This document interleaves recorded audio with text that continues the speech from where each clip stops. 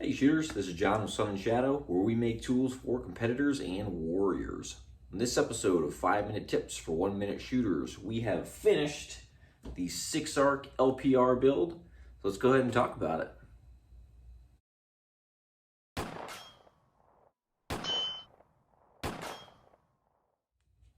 For this video, let's start off by saying that this is not a build video or a how-to video per se. It's more of this is the challenges that I ran into during the build. So if you're looking to do something similar or you're just interested in watching, we can kind of look and see some of the issues that came up as I was working through the build myself.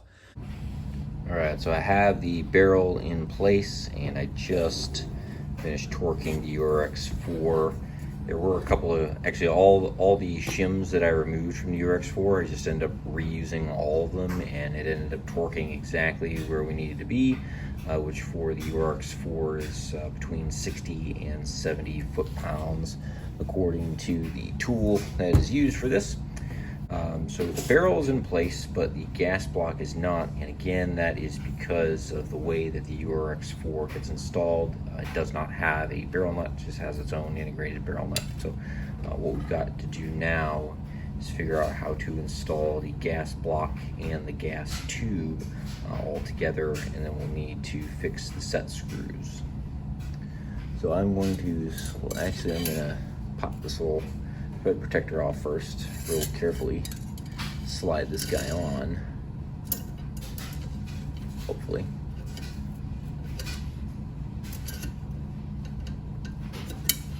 There we go. Put this thread protector back in place. And then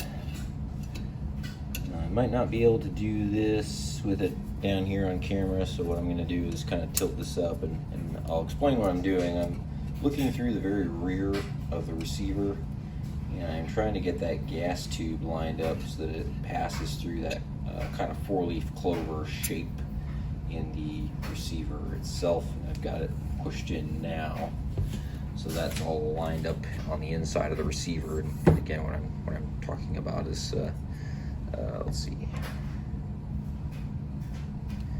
right in there you can see the gas tube is started to push in, and it is a little bit loose still, so I can push it in and out as I need.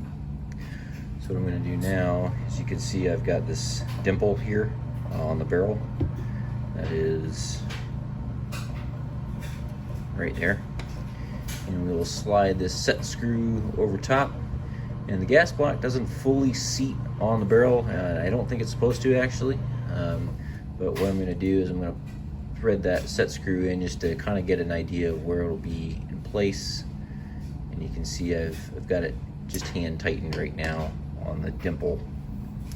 And it's actually not sitting perfectly square on the ledge of that barrel.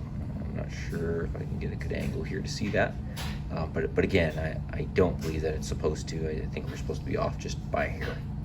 Now, another problem with the URX4 is that it's going to be real tough for me to get in and tighten that set screw. So I'm going to dig around in my toolbox and see if I can find a Allen key of the proper size that has a ball end, and we'll see if we can figure that out. So I'm going to pause the video here quick and see if I can find one.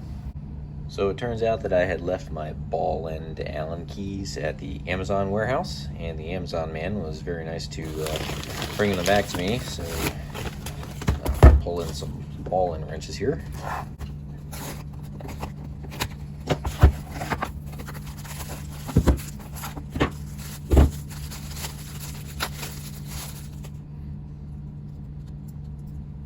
And let's see if this works.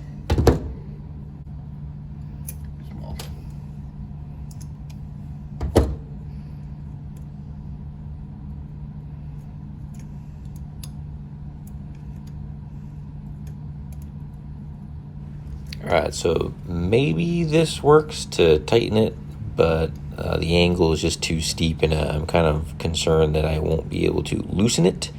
So I think we might have to resort to more drastic measures. Alright, so the ball end Allen key did not work out the way that I had hoped. I was able to get it in there and tighten it, but I do plan to use a Loctite when I put these set screws on, and I feared that if I had put it in with the Loctite at a weird angle, I wouldn't be able to remove it when the time came. So instead, I did something I really didn't want to do, which was start to cut the rail. I just used a 3/16 inch end mill and put a little cut into the rail itself so I'd be able to access the set screw. I was not brave enough to put that on video, so I'll show you a little picture here of what my setup was, but don't really recommend that you do that. It was really terrifying, and I don't want to do that again, but it came out nice enough, and I'll just put some Sharpie over the bare metal there just to kind of make it look nice. But all in all, it's a pretty hidden little feature there.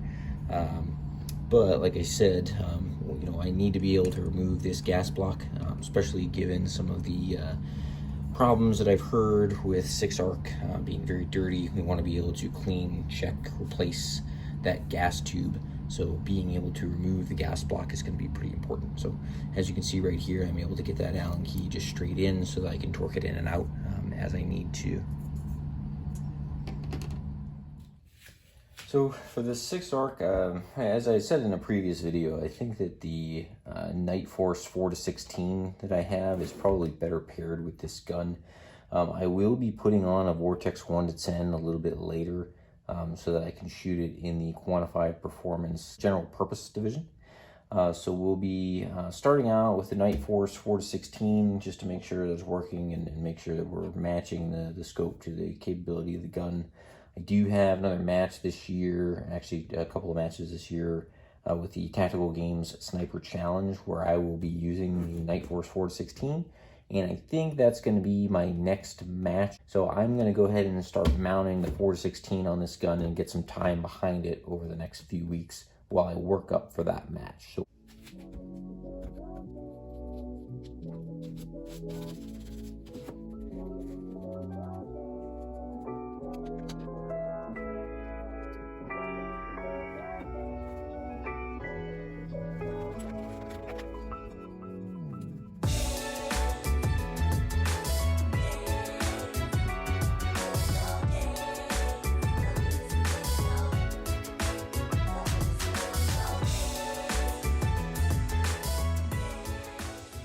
next, let's have a look at how these magazines work out.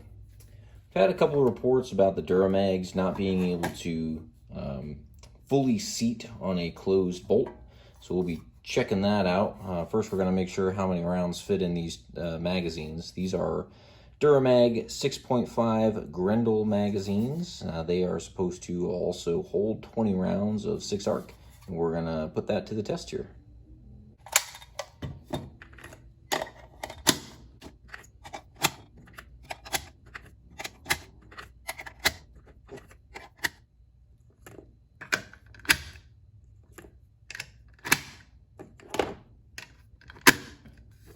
All right, this one does fit 20 rounds. Let's see if it seats all the way.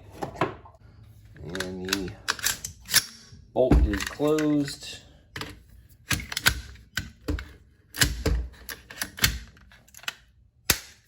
Ooh, okay, yeah, it'll seat, but man, that was pretty tough to get in. And as you can see, when I slammed it there, I actually dented the case here. So that one's going to be pretty darn tight, but we'll put this one aside just so we know that this one can accept 20 rounds. All right, this one takes 20 rounds as well. Test again. Yeah, okay, so we can get it to seat, but man, that one's pretty darn tough. This one did not dent the case as much. Just something to note there.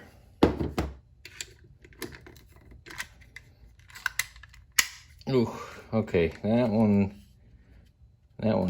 had pretty tough time seating there. This is the 20th round of this magazine. And again, really hard getting it to seat, and we did end up digging up the case a little bit there. I'm not super wild about 20 rounds in these magazines so far.